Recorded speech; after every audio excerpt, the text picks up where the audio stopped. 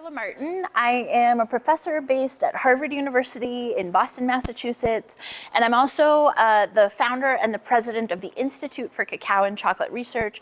We're an organization that's focused on trying to take research out of universities and make it more widely available, especially to the cocoa producers who grow the cocoa that we all get to enjoy. Can you all hear me okay? And you can see okay? Awesome. We're a small enough group, so if you have any questions as I'm kind of running through all of this, feel free to jump in.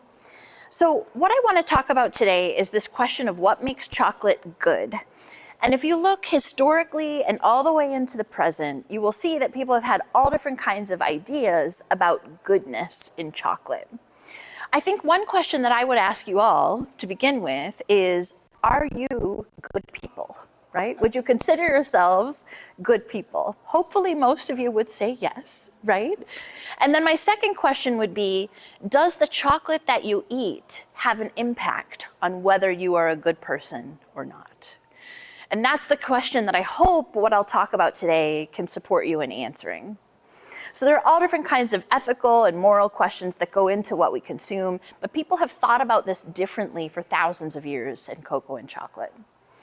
Now, a lot of people ask me, why study chocolate? My parents, above all, they were kind of like, how is it that you got to have a job where you teach about chocolate, right? The reason that I often give people is that chocolate is huge. In 2020, in the United States, consumers spent $24.5 billion US on chocolate, and they ate 5.5 kilos on average per person. 5.5 kilos is roughly 12 pounds. I have an adult cat, that's like how much she weighs, just to give you a sense. So per person, people are eating a cat's worth of chocolate. Chocolate reflects vast inequalities at the same time. Chocolate is a $120 billion US per year business. Sometimes people are saying it's up to $130, $140 billion now. That means that the value of the chocolate business surpasses the GDP, the gross domestic product, of 130 nations. And if we estimate about 40 to 50 million people worldwide rely on cacao for their income. And these are people based in Africa, Latin America, Polynesia, and Southeast Asia. They're really in that kind of tropical belt around the globe. What I find especially important to contemplate about all of this is we're here in Indiana, in North America, and we consume a lot of chocolate in North America, but we could not consume it without the presence of those cocoa producers in these other places. Let's look at how global production and consumption compare. If you look on the right side, you'll see consumption is at about 73%, so 3/4 of the world's chocolate are consumed in North America and Europe. We eat a lot of chocolate at the same time as we grow virtually 0% of the world's cocoa. There's a tiny amount that grows in Puerto Rico and Hawaii. It is so little that it barely leaves the islands. People there use it all. Now, if you then compare that to where the cocoa is being produced, that raw material, it comes primarily from Africa, from West and Central Africa, Ghana, Cote d'Ivoire, Cameroon, Nigeria. And about 3/4 of the world's cocoa is coming from Africa. Africans, on the other hand, consume only 4% of the world's chocolate. And it's not because they're not interested in chocolate. They are increasingly becoming interested.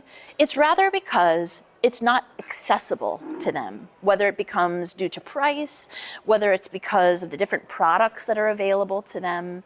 It is not yet a significant part of their consumption patterns.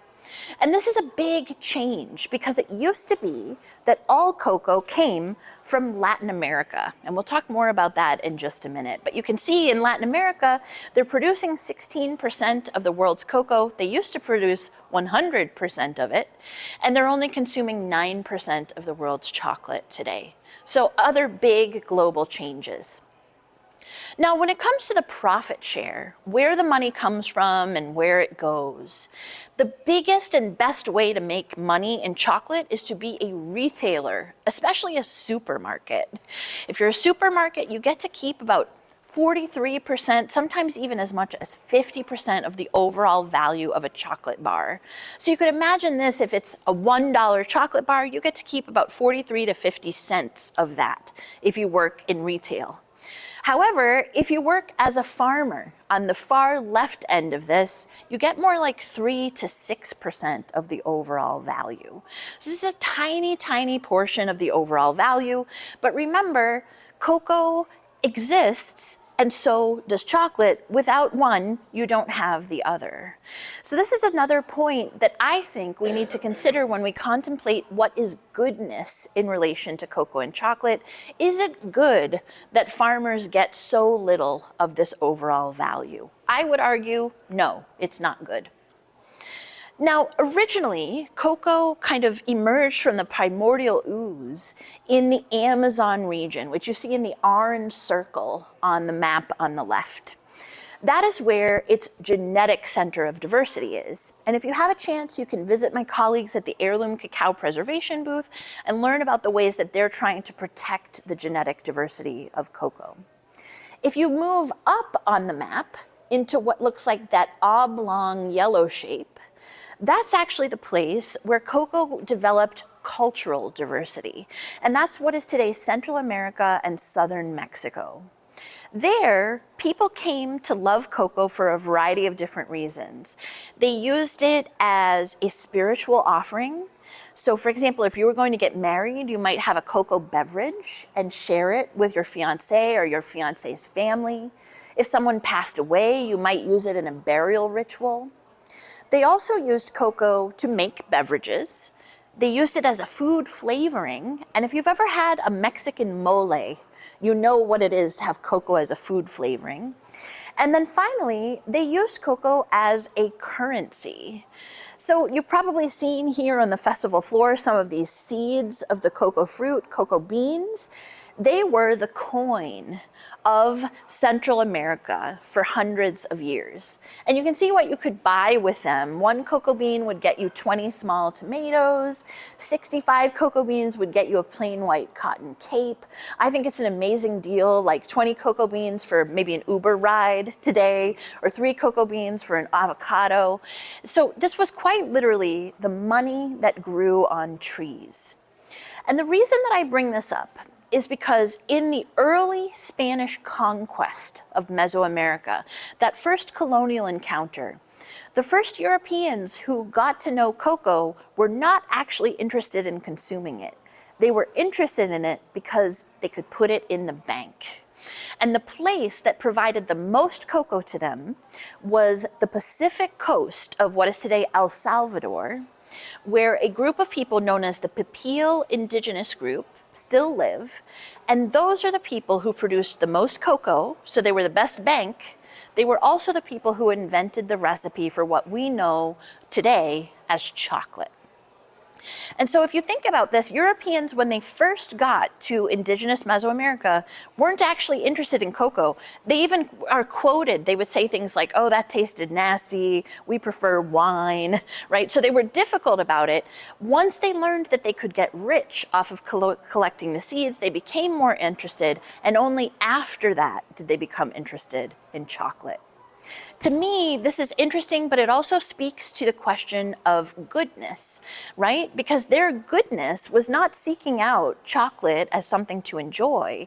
They were actually engaged in a very violent conquest of a region to extract their wealth. If we continue, we can take a look at cocoa trees. How many of you have seen a cocoa tree in person? Okay, we have a few lucky people in the room, a few not yet. There are some kind of fake cocoa trees on the floor here if you want to take a look. So cocoa trees famously exhibit what's called cauliflory. It means they fruit from the thickest part of the tree, or the trunk. That's different than, say, apples or pears or peaches that we tend to be familiar with in the United States. And there are all different ideas that people have had historically about goodness in cocoa trees. If we continue, we see that what you do is you harvest the cocoa pods, either the fruit of the tree, you break them open, and there's a thick rind, kind of like a watermelon rind, And inside are something like 30 to 40 cocoa beans wrapped in a delicious fruit. That's described often as a mucilaginous pulp. It basically just means a sticky pulp. If you ever have the chance to try it, it's kind of like a lychee or a tropical melon, and they all taste different depending on the variety of the cocoa. Fascinatingly, for centuries, indigenous people have had different attitudes about what is the best flavored pulp. So too have animals. In fact, cocoa is a plant that requires animal intervention in order for it to reproduce. The pods are so thick that they don't break on their own.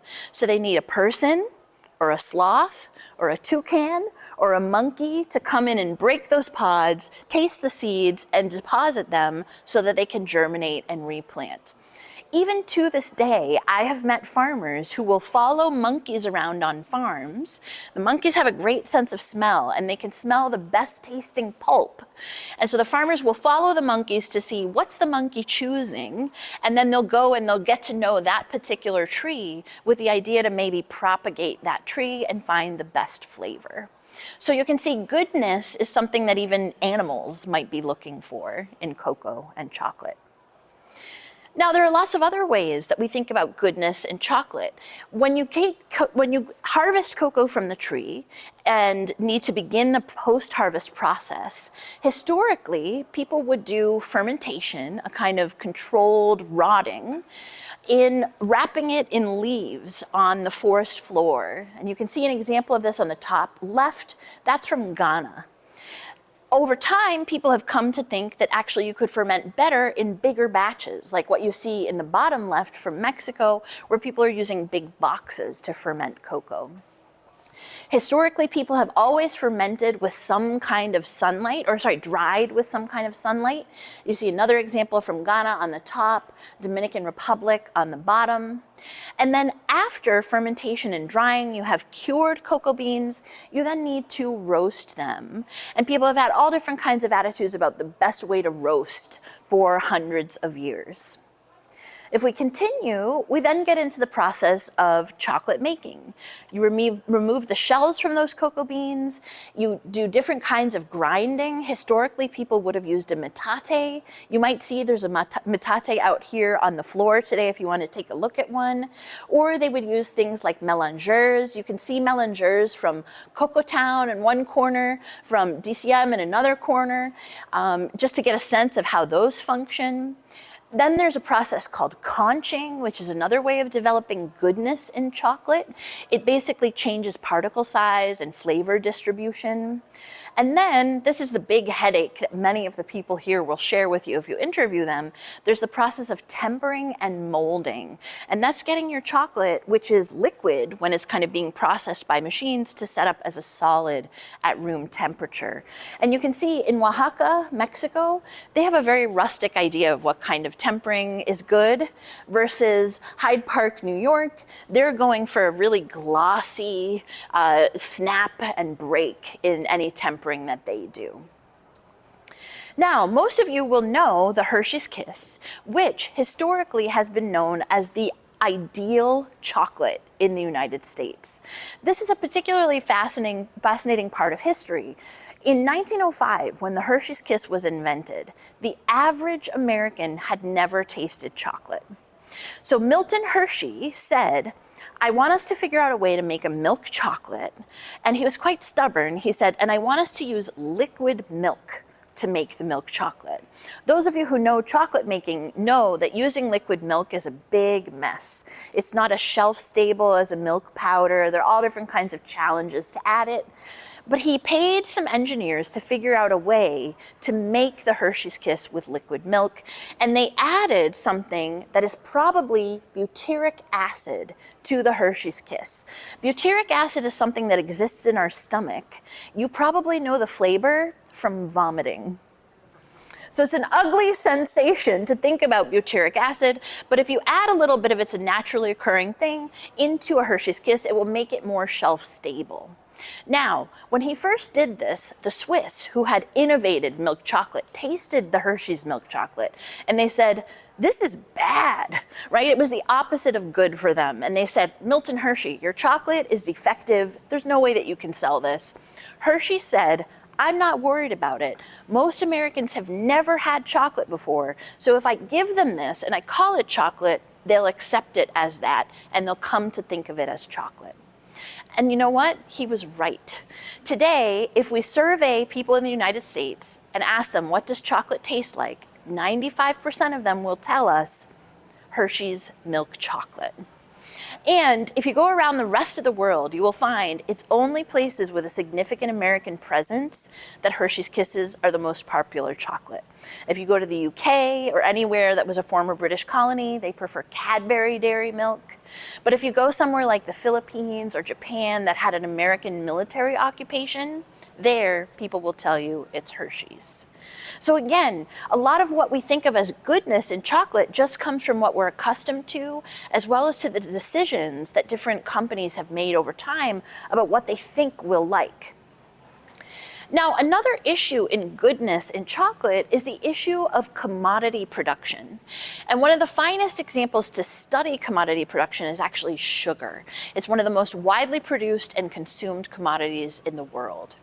Sugar, if you look at the chart on the top, that tracks British sugar consumption over time. It used to be that the British consumed virtually 0 pounds of sugar per person per year. By the 1700s, that number had gone up to around 10 pounds per person per year. By the 1800s, it was more like 30, 40 pounds. By the 1900s, 70, 80 pounds. By the 2000s, 120 pounds of sugar per person per year. In the space of roughly 300 years, the British went from getting 0% of their calories from added sugar to getting 20% of their calories from added sugar. So one of the biggest dietary changes in the historical record. In order to access that much sugar to meet the demand, they engaged in one of the biggest kidnappings in world history, where they kidnapped 12 to 15 million people from Africa and enslaved them on sugar plantations all throughout the Americas. What I find especially troubling about this is, of course, that it relied on forced labor, but also that it permanently shaped our world in such a way that we still see reflected in chocolate today. Essentially, what was happening is people and raw materials were being taken out of Africa. They were sent to the Americas, put to work on specific things to produce more raw materials. And then those raw materials were shipped around the rest of the world to be turned into manufactured goods or luxuries. The most popular commodity crops throughout the colonial period were sugar, which can also be turned into rum, coffee, tea, cocoa. All of those are what we would call drug crops in academia. They're things that stimulate us or inebriate us, but they don't in any way nourish us in the way that we need food to do. So they're luxuries. They're not things that we need. Yet you can see that they drove an enormous demographic change around the world. When it comes to what came next, the huge demand for cocoa, for sugar, for other things allowed small family firms to become some of the world's biggest companies. So you have Hershey's, started as a small company in Pennsylvania. It's now one of the world's leading multinational corporations. The heirs of the Hershey's are among some of the wealthiest people in the United States. You have Mars, a similar history. The Mars heirs are in the top 10 billionaires in the United States. You have Ferrero. Italy's richest man is a Ferrero. That also started as a small family-based business. You have Cadbury. This company started as a small family-based business. It's now been bought by Kraft or Mondelez, but the Cadbury heirs remain incredibly wealthy. They've taken a different tactic. They give a lot of their wealth away. And then, of course, Nestle, also a family business originally, now one of the world's largest multinational corporations. And you are just as likely today to find a chocolate product made by these companies as something else, like maybe Purina dog food or L'Oreal cosmetics. So these companies have grown sort of Pac-Man style by dividing up other companies and amassing wealth in that way. That to me begs the question, what is goodness when these companies have been able to get such incredible wealth? And you'll remember that value proposition that I showed you of chocolate. So they started off in many ways sourcing cocoa, sourcing sugar that was produced by enslaved labor.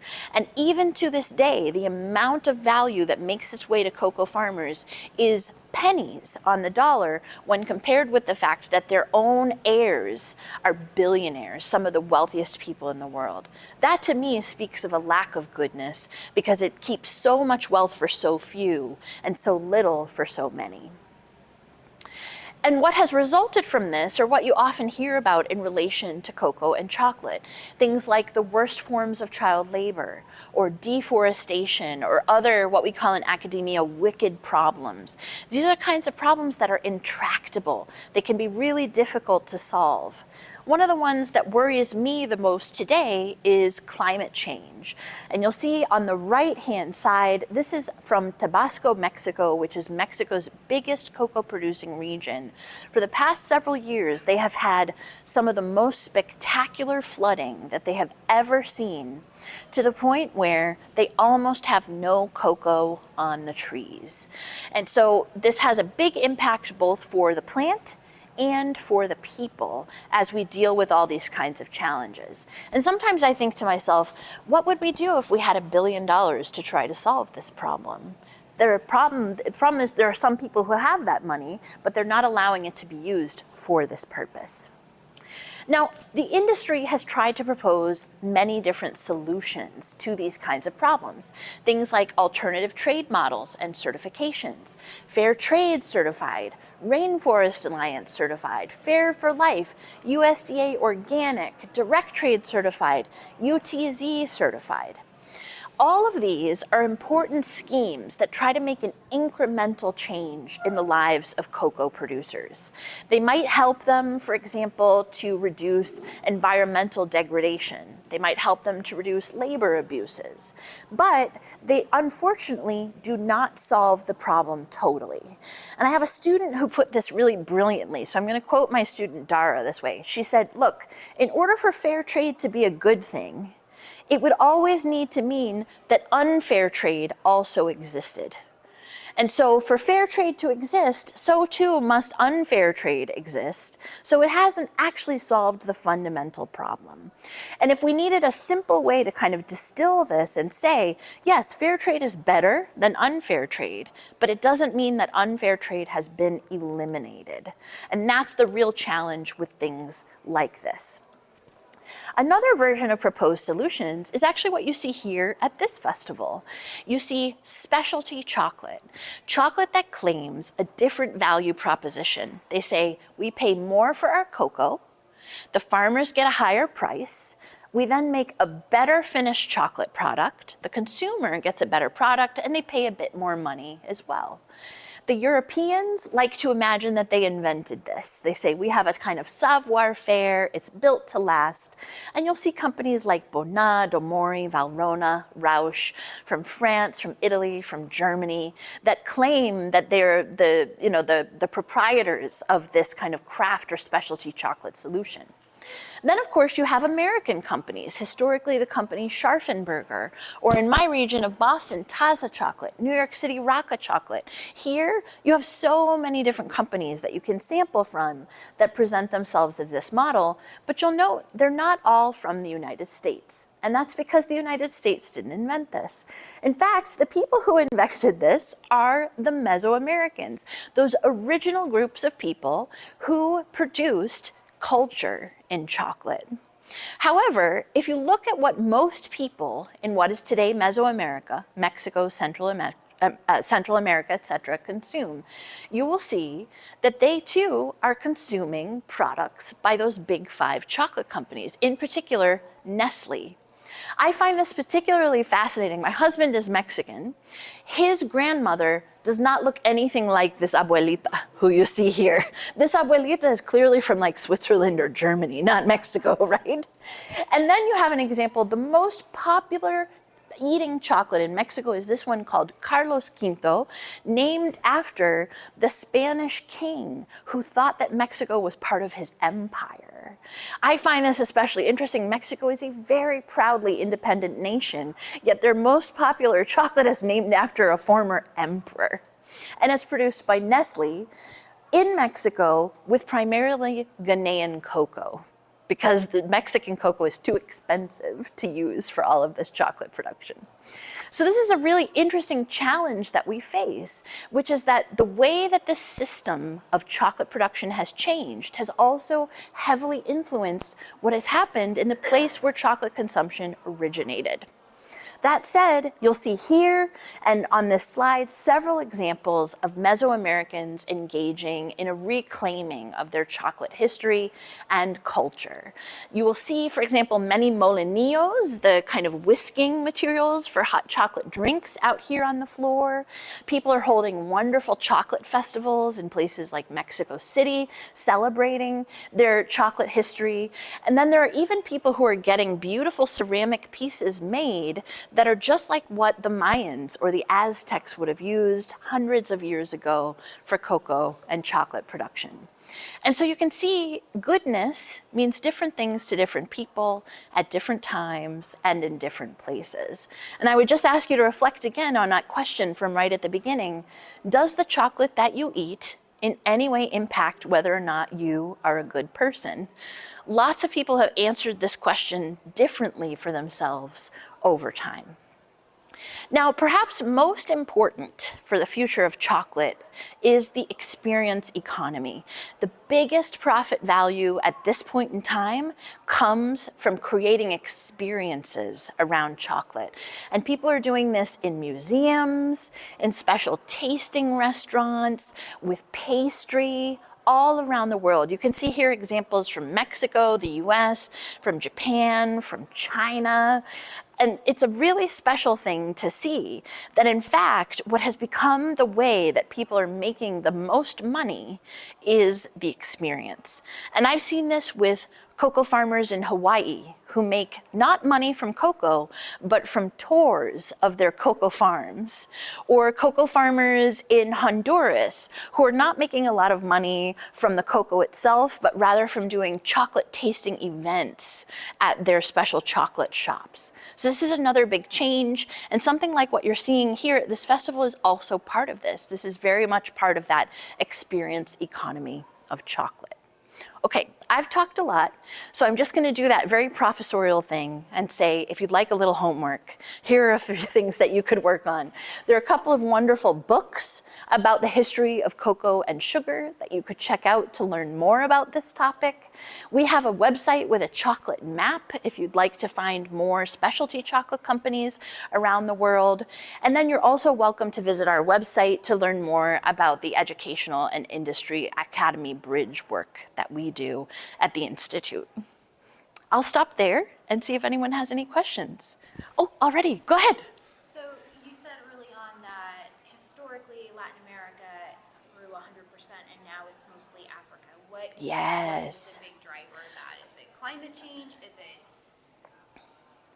You are right on the right track. It is both and. So basically, cocoa was being grown in Latin America, and you'll remember there was a big push to grow more sugar. So that involved enslaved labor, it involved mass clearing of forests, burning, environmental degradation. So all throughout the 16, 17, 1800s, cocoa became sort of like a side crop. And once people got good at sugar plantation production, they tried to move to cocoa plantation production. Cocoa doesn't do well in a plantation setting.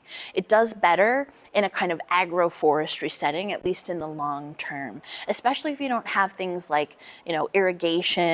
And I look at the way farming is done here in Indiana, where you can take a machine and like scrape all the corn off the stalks. That is not a possibility for cocoa. So cocoa just does better in a small farm setting. So as time went on, cocoa was struggling because people were trying to grow it like a plantation crop. The slave trade was coming to an end, meaning that getting enslaved labor was really difficult and expensive. It's good that that happened, just to be clear, but it also meant that cocoa production was going down. the plant diseases were spreading because people were moving around and they didn't know that they were spreading those diseases. And then Latin American nations became independent and they kicked out the Europeans. And then they were like beefing with one another. And the Mexicans were like, you can't have our cocoa, Spanish people. And so the Europeans were essentially looking for a way of how do we get away from these Latin Americans who we've now angered and mistreated for centuries, and we'll go and plant cocoa somewhere else. So they moved it to West Africa because there, rather than using enslaved labor, they could basically enforce people. They wouldn't sell them big amounts of land. So they said you can only have small amounts of land. Like I would say a traditional cocoa farm is like if you were to walk this room into that room and come back in a circle. So really small in West Africa. And rather than having enslaved labor, they would have entire families work on the farms. And that's because there's always some kind of work that's appropriate for kids. There's always something that's appropriate for an older person. And then the kind of like healthy adults do the heavy lifting.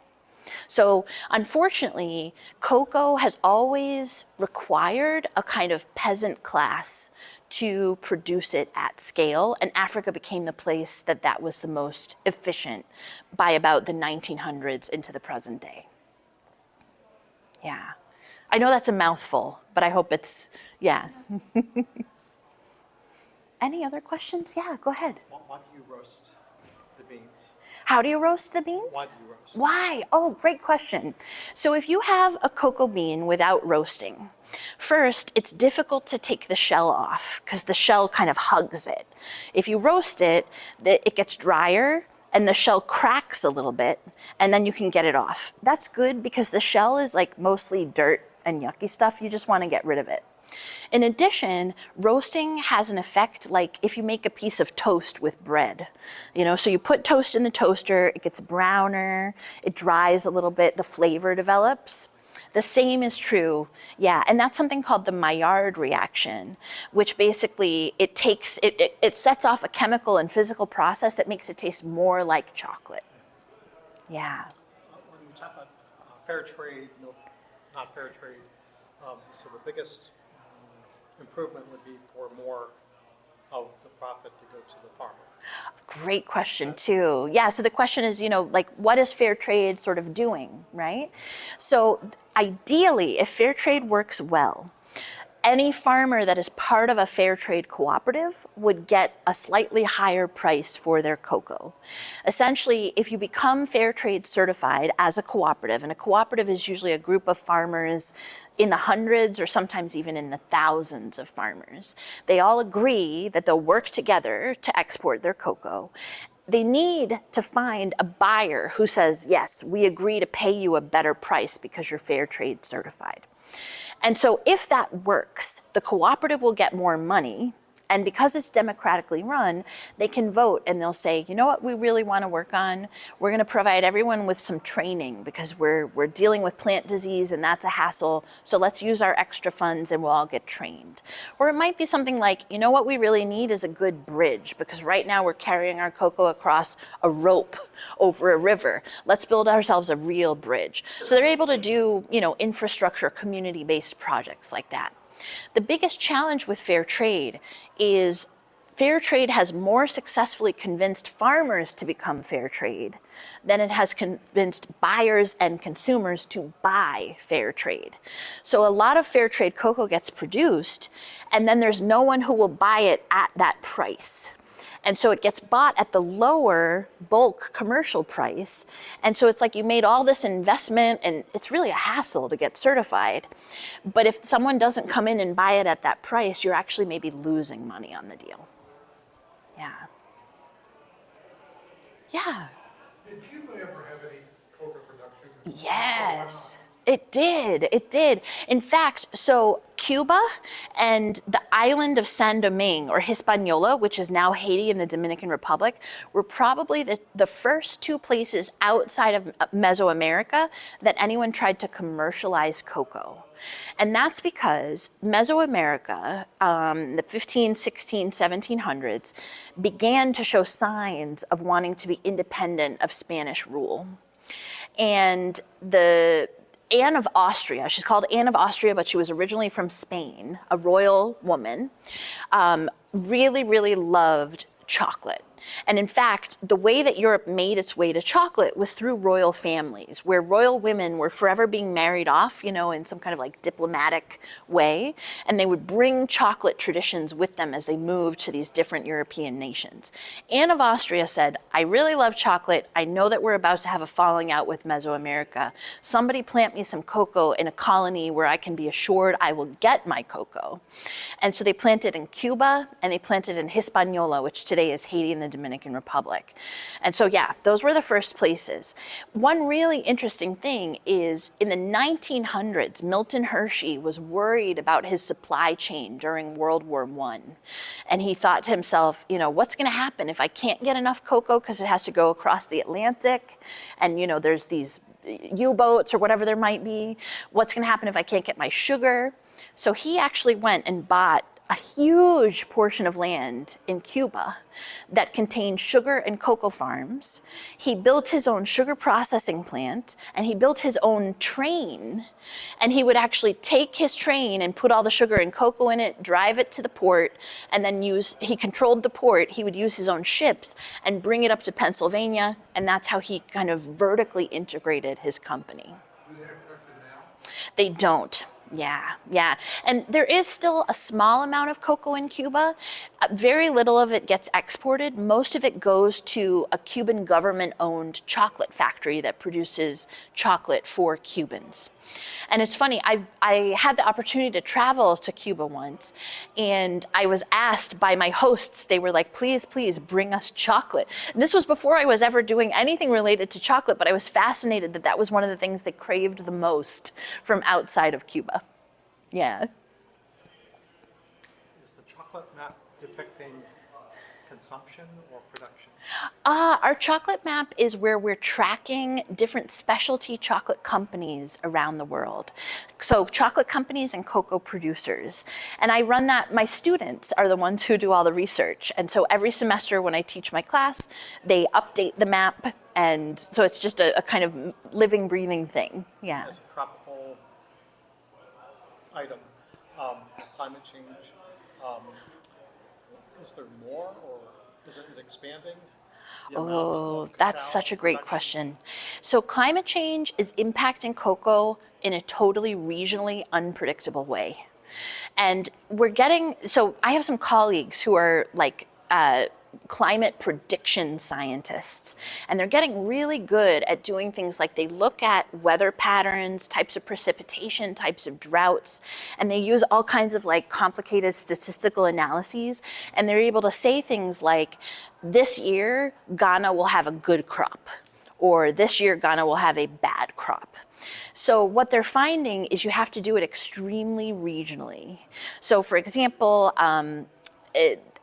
in 2023, Ghana and Cote d'Ivoire had experienced a period of drought complicated by extreme precipitation events, like big storms that would come in.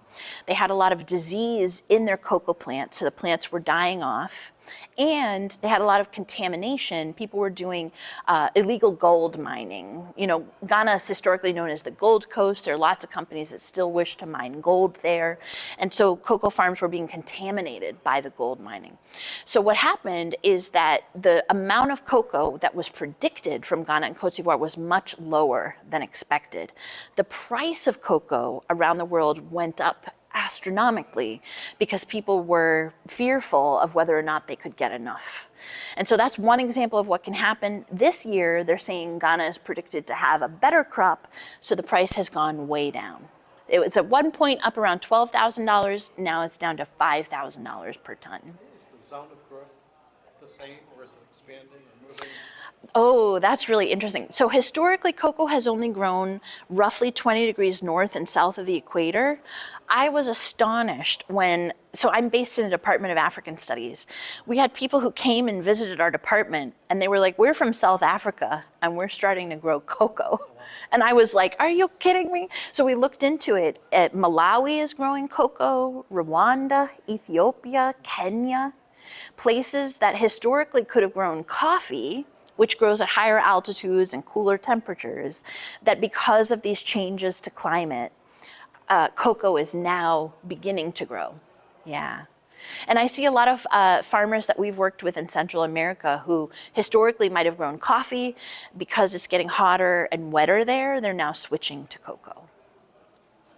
These are great questions. Thank you. Anything else? All right. Well, I hope that this helps you kind of complicate your thinking around what goodness means in chocolate. I love a good mess, and so I hope I presented you with one. And I invite you, if any of you have more questions or want to chat more about this, feel free to send me an email. All right? Yeah, thank you.